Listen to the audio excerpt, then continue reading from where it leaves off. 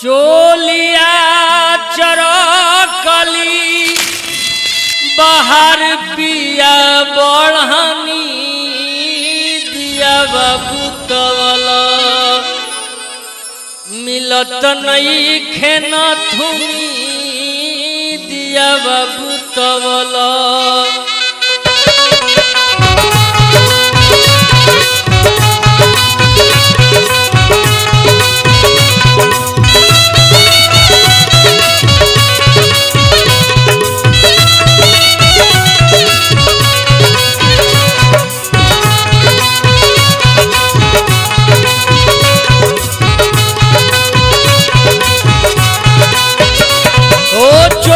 चरकली बाहर पिया बढ़नी चोलिया चरकली बाहर पिया बढ़नी दिया बाबू तवल मिलत नइखे नथुनी दिया बाबू तवल मिलत नइखे नथुनी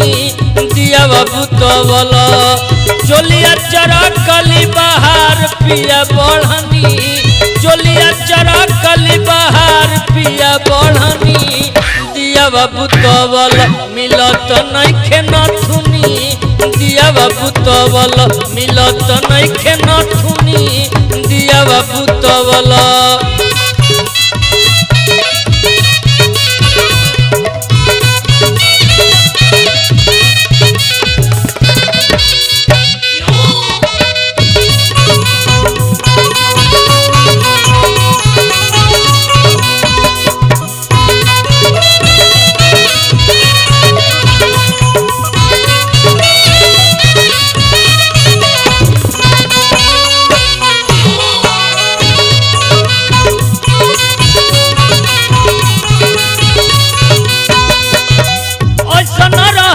के बाहर हम बहारा का आमा जी के संगे जाके सुत भले फारा का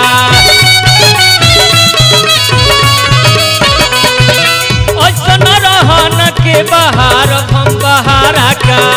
आमा जी के संगे जाके सुत भले फारा का ओठवा पोठ धइके ऐसन रगरनी ओठवा पोठ धइके ऐसन रगरनी दिया बाबू तवल मिलत नइखे नथुनी दिया बाबू तवल मिलत नइखे नथुनी दिया बाबू तवल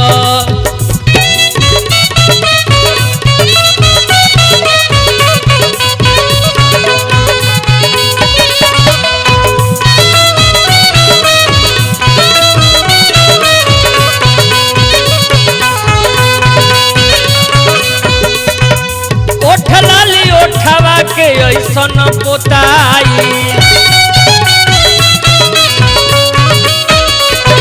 अखिया के काजरा से सड़िया नसाई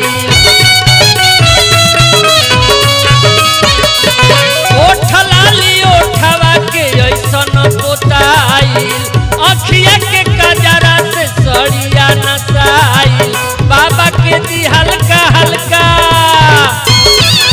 बाबा के दी हल्का हल्का हमरो बिगड़नी बाबा के दी हल्का हल्का हमरो बिगड़नी दिया बाबू तवल मिलत नइखे नथुनी दिया बाबू तवल मिलत नइखे नथुनी दिया बाबू तवल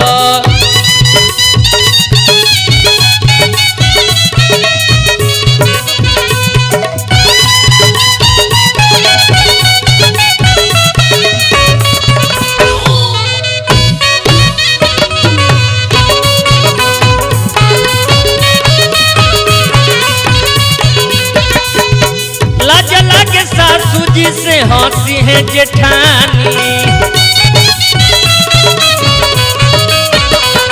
ओ तभी सारा फेरा में पड़ल बानी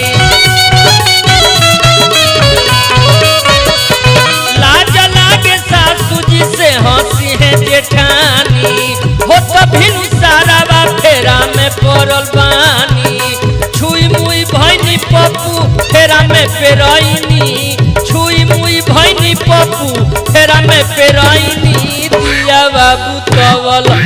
मिलत नइखे नथुनी दिया बाबू तवल मिलत नइखे नथुनी दिया बाबू तवल चोलिया चरकली बहार पिया बढ़नी चोलिया चरकली बहार पिया बढ़नी दिया बाबू तवल मिलत नइखे नथुनी दिया बाबू तवल मिलत नइखे नथुनी दिया बाबू तवल मिलत नइखे नथुनी दिया बाबू तवल मिलत नइखे नथुनी दिया बाबू